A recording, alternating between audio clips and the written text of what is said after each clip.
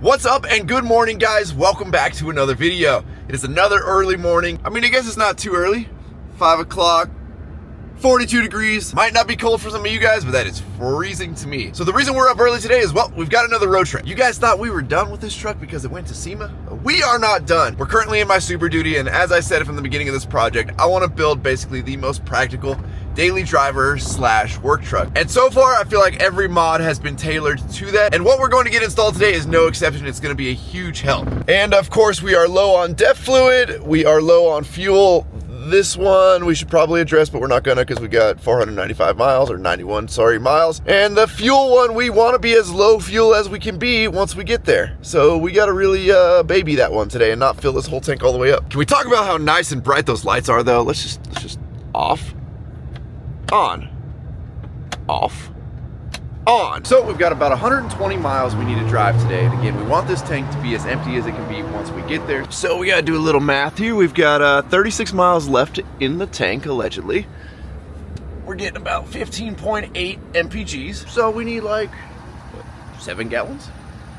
We'll put in 10 just to be safe. At a nice 5.18 a gallon. All right, maybe we need less. Maybe my math was off. We are at 6 gallons, just about. It says we're gonna make it 122 miles. Again, I'd rather have a little extra than a little less. All right, I guess we'll call it good at 8 gallons. So you can see that hose clamp right there on the filler? Yep. You see that? So that's the vent, it's facing up. But the filler one, they put it facing the bed. So obviously they do these connections before they put the bed on at the factory. Gotcha. But kind of just make it a pain in the neck to get to. So you gotta kind of have your right combination of an 8 mil, but the 8 mil can't be too tall to where it's hitting the bed. Yeah. So I'm gonna get at it with just a short stubby. Sounds like a sweet engineering design there. All right, guys, so we have made it to S&B, and well, Cameron decided we're not even gonna do an intro. We're just gonna start working. I appreciate the hustle. Yeah. Can we do a little intro? I know you're getting in. Yeah. There was our intro, I guess, right there. That's it. I like to get that part out of the way. Okay. Then I know it's smooth sailing after that, but Cayman, say hi. Hi, Cayman. my name's Cayman with S&B. We're gonna be doing a 60-gallon fuel tank on Ryan's Dmax on his Power Stroke here today. You guys make it for Duramax too, though. We do right? make it for Duramax. Yeah. I remember back in the day when I first got my Duramax, there was like nothing. Everything was made for Power Strokes. Yeah. And I was always so jealous. And now that I have a Power Stroke, but of course now they make everything for Duramax. We have a lot of stuff for Power Stroke, so excited to get this going today. Yeah. So we're gonna. I mean, this is again. I'm trying to build the ultimate daily driver and work truck. And well, if I leave my ranch to go work, it's 100 miles any given time. Like that's it. It's just guaranteed. I kind of live out in the country. I'm used to filling up every couple of days. This is going to be very nice. A very nice addition. We'll talk about the tank here in a second, but I know you want to drop this tank, so I won't stop you. And we're putting on some massive shocks. So we're under the truck now. This is a 34-gallon tank. We're going to be getting this skid plate off. And the cool thing with our tank is you don't have to throw the skid plate away. We can re-bolt it onto the tank with some spacers we use. Oh, nice. But you can see the whole space up here. This is where we're getting that 60 gallons going from 34 to 60. I was wondering about that. I figured you guys just scan the crap out of everything to like make every little notch and nook and cranny a part of the tank. Exactly. But to get this thing out of here, it's just going to be an electrical connector on the top, another one down here. Then there's 2 fuel lines that you'll pop off right here. Then the tank is free to fall out after these 2 straps come out.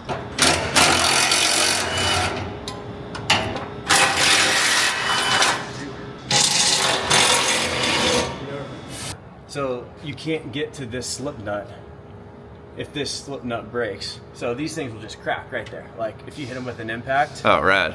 You get too aggressive. But all the other ones, you can just go crazy on them because if they do break, you can get onto them, onto the top of them with a wrench. Gotcha. But this one, you're air hammering or cutting it off. So Oh, fun. All right. I do this one by hand. I've learned my lesson. There you go.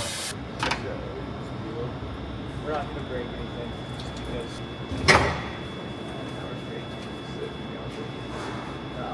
now we'll just drop the tank and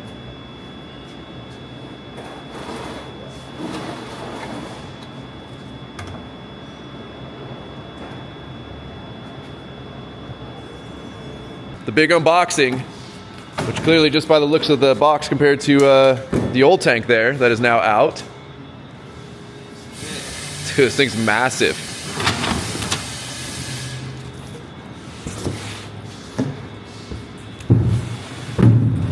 All right, now the real question, do we leave these on like Ford did from the factory?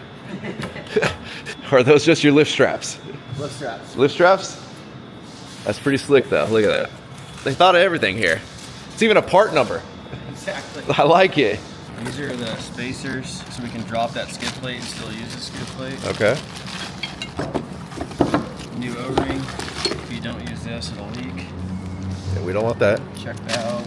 It's a little far to come back. So what's like a typical install time for like a DIY dude in his driveway? Say like in your driveway, probably 4 hours. Okay, that's not too bad. And doing it on the ground, like, really isn't that bad. Yeah. Like, everything can be accessed from the ground. It's nice to do this when you're doing it on video, and I'd probably rather not get my back all ready for a work day, but fair enough. definitely doable on the ground. We didn't have a 4-post lift until a few years ago. So Gotcha. what we're doing now is just going to be transferring everything over from the OEM tank to the S&B tank. So water separator will sit in the S&B water separator bracket. The sending unit will come out, transferred over there. We already have our vent lines on the S&B tank. Those are all new. But we'll get the main vent and the filler transferred on over as well. So like the way that these tanks work is this is what controls your filling at the station. So fuel comes in here, but this air vent is letting air out as fuel is going in. So as soon as the fuel hits the vent level, no air can go out, so the fuel backs up and shuts off your nozzle. So Gotcha. as long as you have all that hooked up, you're set. Y'all can see, I mean, you got pretty much all the factory connectors over there to clip everything into play. It looks as easy as it could be. Exactly. Still glad you're doing it, but it looks as easy as it could be. It's straightforward. This is one of my favorite ones to do.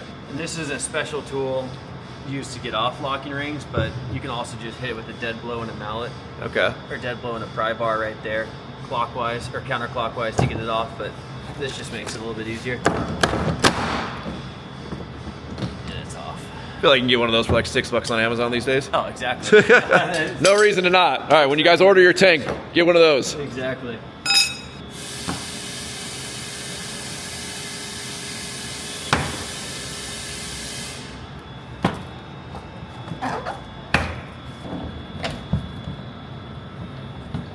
Do we need this guy? We do not. All right. And so, like that float is what tells your gauge when it's empty and when it's full. So, you know, if it's on the ground, literally just moves up and down in the tank. So that needle is controlled by this. So very, very straightforward. So what happens now that we've added 30 gallons of capacity to that? So the distance to empty is controlled by taking this level and saying, okay, you know, Ryan's got 25% of fuel in his, you know, 34-gallon tank, and he's getting 20 miles to the gallon, or you know, you don't get 20. That's real. Yeah, that's wishful thinking. I like it. Yeah, but then that computes your distance to empty. So now that you have a 60-gallon tank, you have to update the computer so it knows to take that calculation of 25% of 60 rather than 25% of 34. Gotcha. So we actually just came out with a way to update the 23 and up Super Duty. So Okay. we'll Sick. get that installed today too. Sweet. Oh yeah.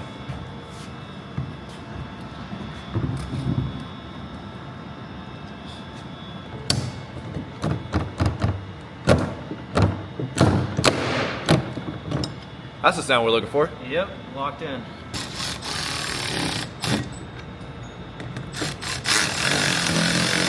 All right, y'all, look at this customer service right here. They couldn't wait for the Ford dealership. Yeah. Look at he came in, they're sacrificing his own truck here to give me these little, what are these even called? Slip nuts. Slip nuts, all right. I mean, not needed, but the next shop to go to if you had to get it serviced somewhere else. Gotcha. Fall into my work. Sick, okay, there we go.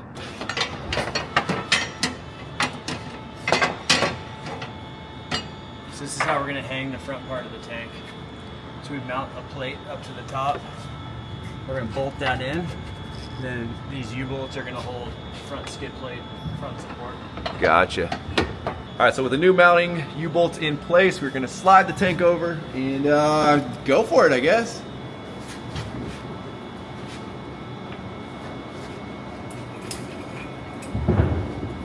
There we go. Balanced.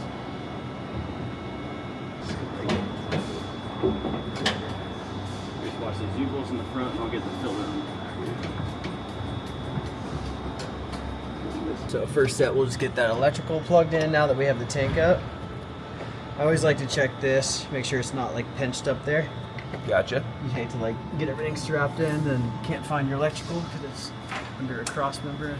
Now it's just doing everything that we just took off. So both fuel connections would be the first thing, the DEF line connection, and then we'll get the straps on, filler on, and then finish up with the front skid plate. So same bolt holes, but new straps. New straps? Yeah, a little bit longer. All right, front skid plate going on.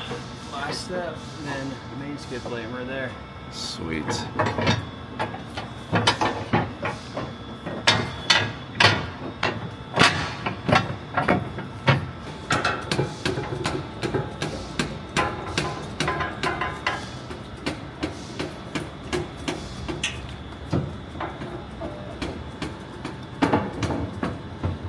All right, so these are the skid plate spacers. Exactly. So it's just 1.5 inches. Our tank's 1.5 inches deeper, so we just have to space the skid plate down a little bit more. Nice. It looks factory though. That's for sure. It's definitely a clean look. All right, y'all. She is fully installed. This is it's about the best look you're ever gonna see at it right here when it's up in the air. It's easiest to show it off. But looks super clean. Looks factory. Factory skid plate plus their little extension over there. You would never know, really, unless you were looking for it, that this is a bigger tank. But super ready to have 60 gallons of capacity. Now we gotta transfer that to there so I can make it to the gas station.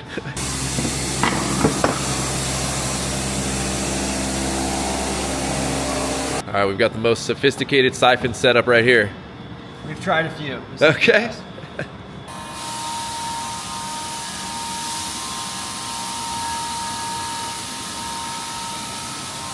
Well, I know you said you didn't want to smell like diesel at the end of this, but I think it's inevitable when you're halfway in the tank. Every drop, it's important in California. I appreciate that. Yeah. That was pricey this morning. Yeah, so this is how we update the distance to empty on these trucks. This is actually the prototype that we're gonna put in Ryan's truck, but everything's exactly the same. We just cleaned up the wire harness a little bit on the production unit. So this just goes in and fools the computer. So it thinks it has a 60-gallon tank rather than a 34-gallon tank. So it just goes in line with the module. So instead of going into like Forescan, this is like it's like a Derringer tuner. It's like an inline thing. Yeah, okay. I wish we could go with Forescan or EasyLink, but this is the only solution right now on the 23s. Gotcha. Yeah. Okay. All right, let's see. Easy day. All right, so we're inside the cab now. What are we doing? We're tearing your truck apart. So we got the trim piece removed. These are just plastic clips. I use the just plastic pry tool. It's really not too bad. Definitely more intimidating when you look at it. Yeah, it's easier on somebody else's truck. Exactly. Then with an 8mm, you just remove these bolts. Then this whole piece is just gonna fall out like this. Now we're just finding all the electrical tabs and removing them. But you know, there's only one place for these to go. You can't mix any up, so nice. Just start going to town. And then, so this is the module for the fuel sending unit. What is the exactly? What? Okay. Distance to empty, so it's going to be this module right back here. So we'll remove bolts, and that assembly will come out. Gotcha. All right, out of the way. No radio.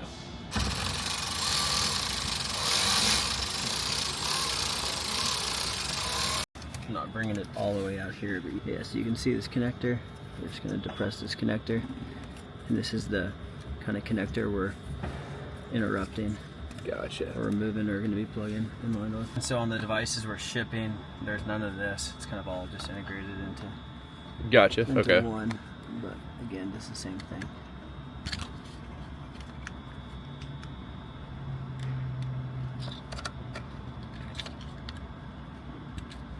Then this end plugs in.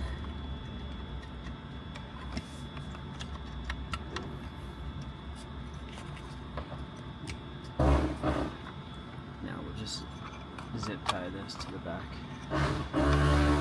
And boom, we got 60 gallons. Exactly. So while we were messing around inside, come outside and we got a whole intake going in over here. And we're plugged. So apparently that plug that he just put in, it allows for more airflow to come up through the fender well. However, we're gonna be in a high dust application, so I opted that we plug that so we don't have all the dust coming up through the fender well, going up into the intake and plug in this beautiful filter that we have over here.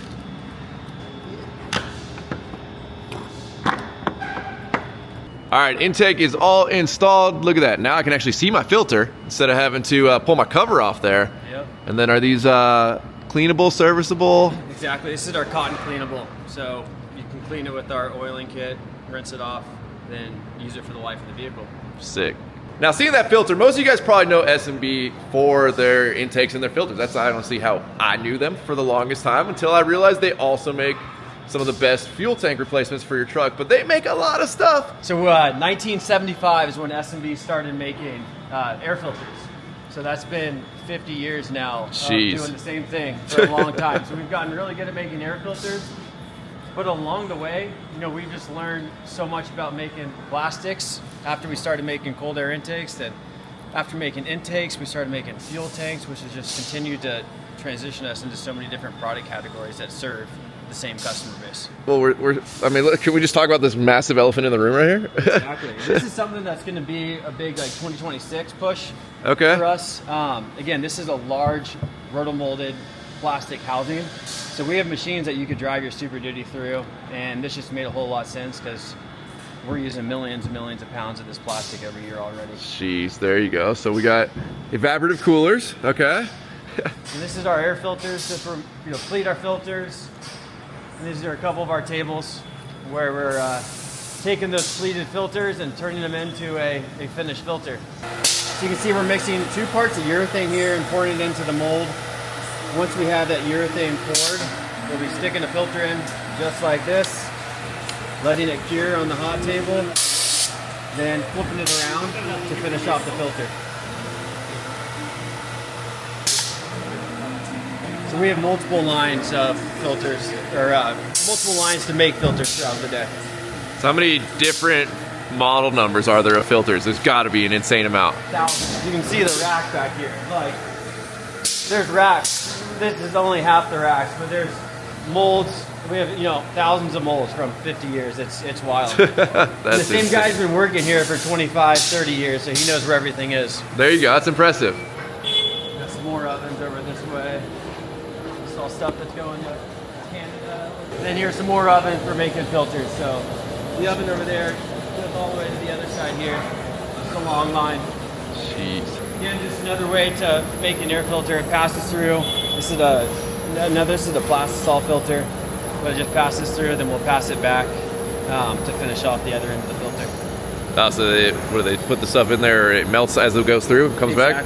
Gotcha. And then bring it to the other side and run it through for another pass. Awesome. One thing I noticed about all of the companies that I work with and hang out with that are doing everything right is you guys seem to really outgrow your spaces really quick. Exactly. You're pretty maxed out in here. Space is always a concern. Well, especially I also work with a lot of companies in California. Yeah. Space is also expensive. Yeah, exactly. So this is our lab. 3D printers over here. These are some parts that we just 3D printed, so you can see how much we can really do with the 3D prints. Put it all together, and glue it together. We also have 3D printers that can just print it all in one piece. It's probably as big as... The guys that drive diesels trust S&B filters, and there's a reason. It's because we test all of our filtration. So this is ISO 5011 test dust, and this is the shot where it can inject dust into the filtration system. So we set the intake kit on the flow bench right up here. There's a blanket inside here, and we basically measure how much dust will go through our filters so we know our filters, our intakes are protecting the engine. So there's a big blower on the outside. We can bring this thing up to like 950 CFM. Nice. We run the ISO 5011 test on the stand to make sure it's going to protect your engine as well as flow better. Sick. I like that. That's on-site testing. I mean, it doesn't get better than that, exactly. Right? Well, yeah, when we start testing, it's even humidity controlled. So it starts to like sprinkle in here. It's pretty wild. That's sick. All right, you guys. Well, we are heading out. You can see here we are now reading properly. Before we got the programming done, it said there was about 50 miles till empty.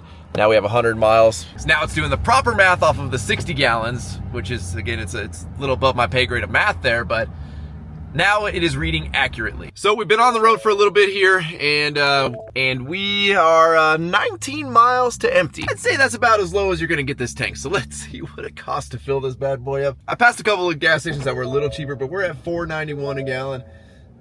It's pricey, but it is what it is. It's cheaper than at home, that's for sure. Unfortunately, we were a little early for the 40 cents off.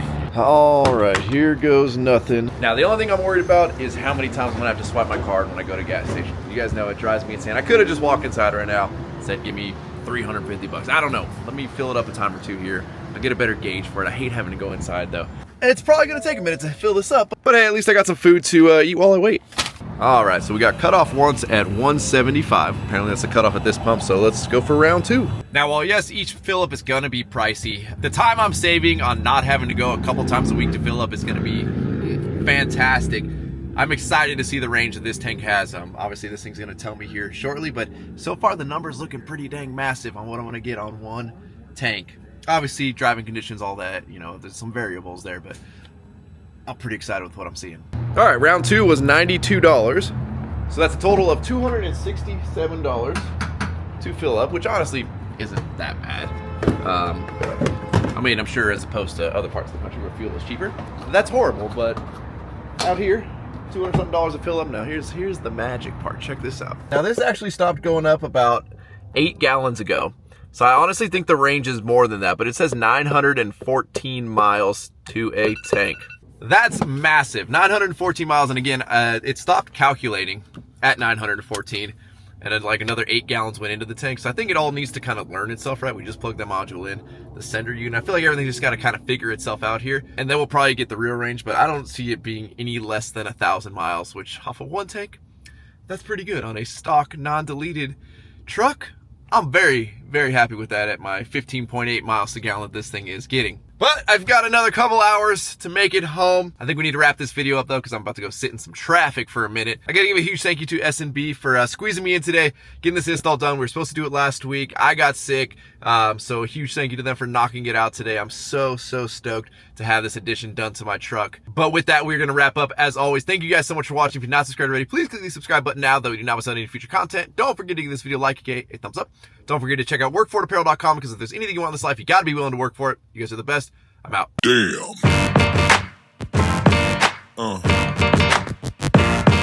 Yeah.